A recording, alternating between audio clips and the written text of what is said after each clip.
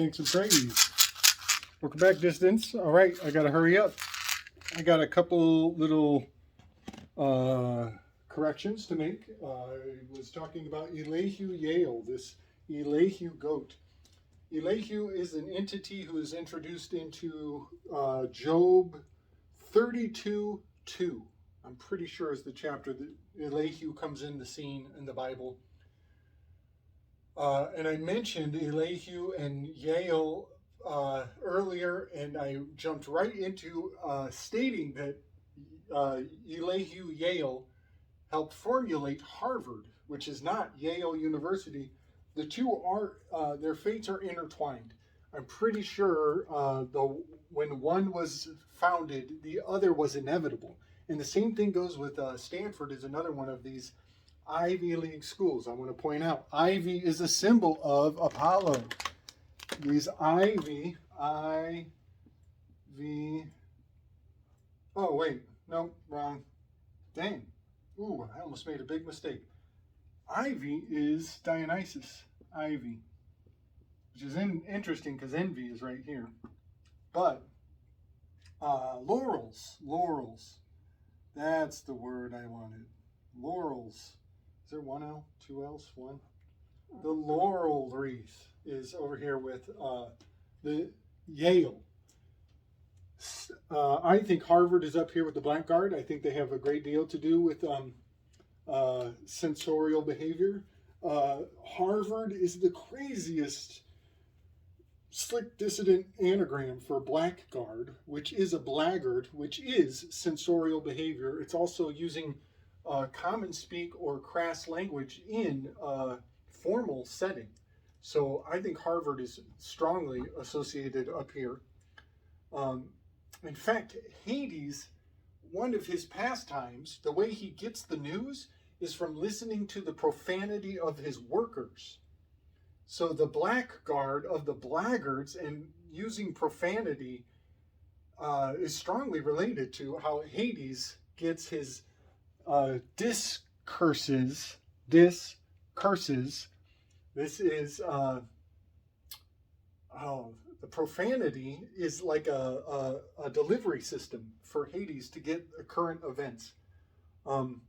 So when things are being discussed, people are disgusted with politics in Hades, that's how he gets the news on current events. It's also when people injure themselves, they swear in profanity.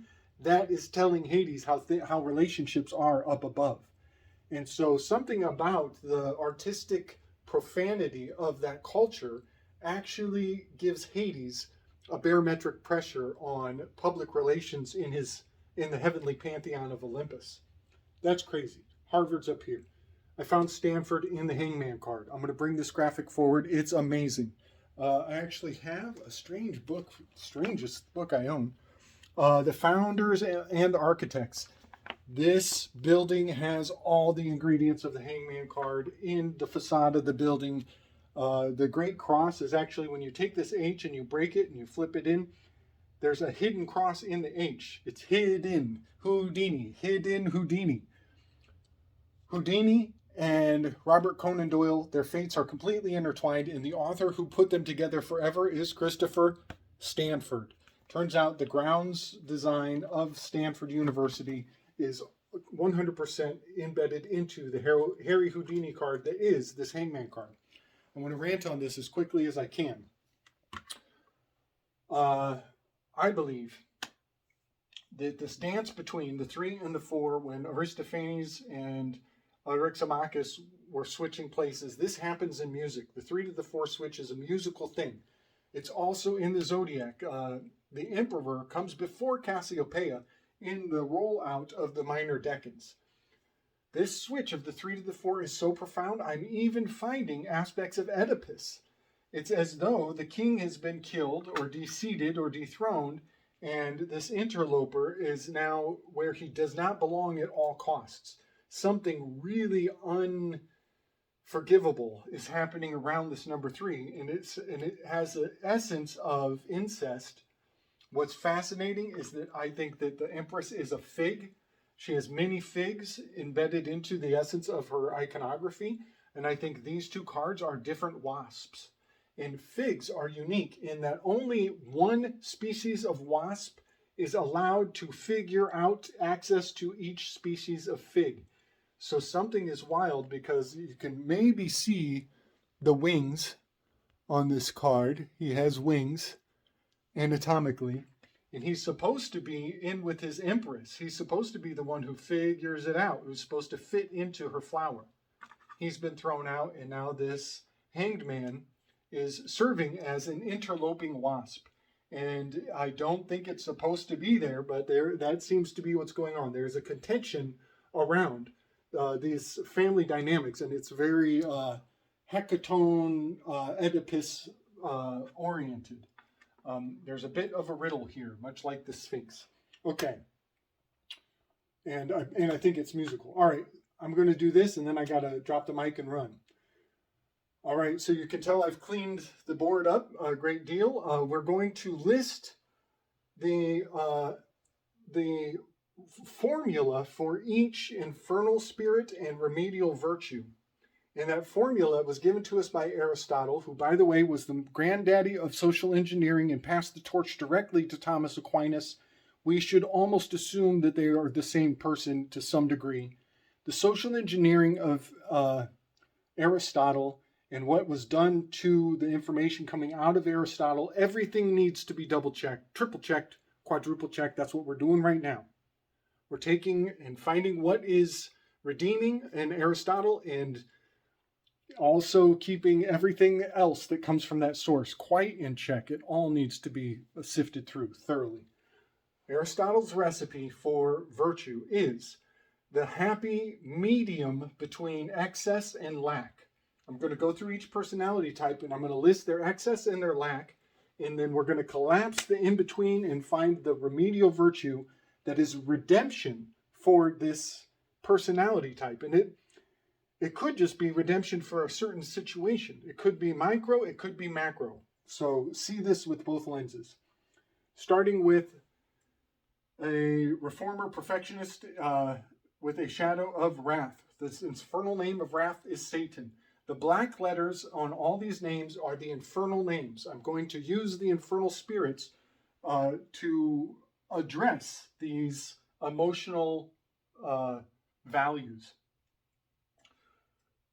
The reformer perfectionist is in fear of an excess of corruption, and they want more truth and perfection, reform, reset, newness.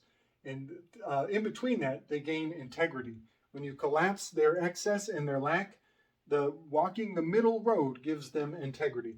I actually used integrity twice here because I love integrity so much. All right.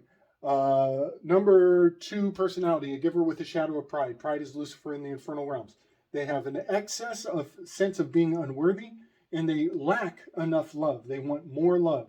Too much unworthy, not enough love. You cut down the middle and you land in magnanimity. Everybody should study magnanimity. It's an endeavor. It's an endeavor to really integrate and reflect yourself through knowing magnanimity better. Number 3 personality is a achiever, performer with a shadow of deceit.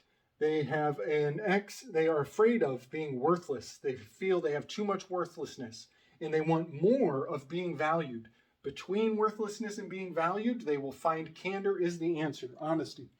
Same number 4 personality is individual with a shadow of envy. They have a fear of being common, and they have a desire for authenticity. Between being common and authentic, you will find kindness is the path. Over here, number 5, observer with shadow of greed or mammon.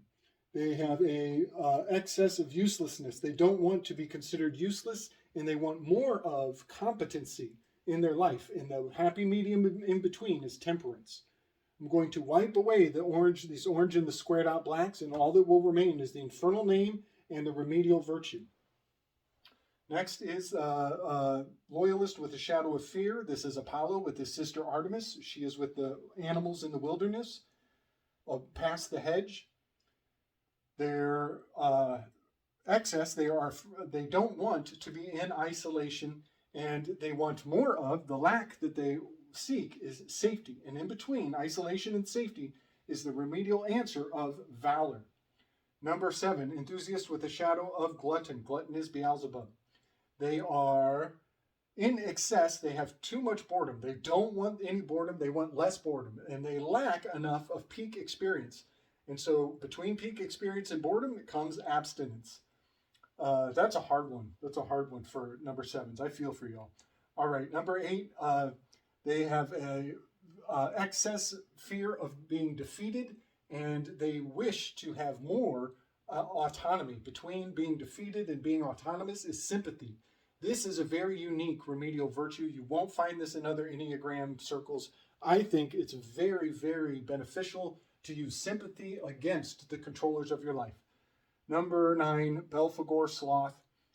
This is a peacemaker, balanced one with a shadow of indolence. They have excess of loss. They don't want to lose. They want things to stay the same, and they have a lack of stability. Between loss and stability comes perseverance, their remedial virtue. All right, that's it. I'm going to wipe off the excess and the lack, and we're still going to have the vices and the virtues. But remember, Nietzsche told us that even virtues could become a vice. So again, we are still walking the median road between Satan and integrity, between Lucifer and magnanimity, between deceit and candor, between Leviathan and kindness. We are always playing the middle road. Give thanks and praise. Much love and respect.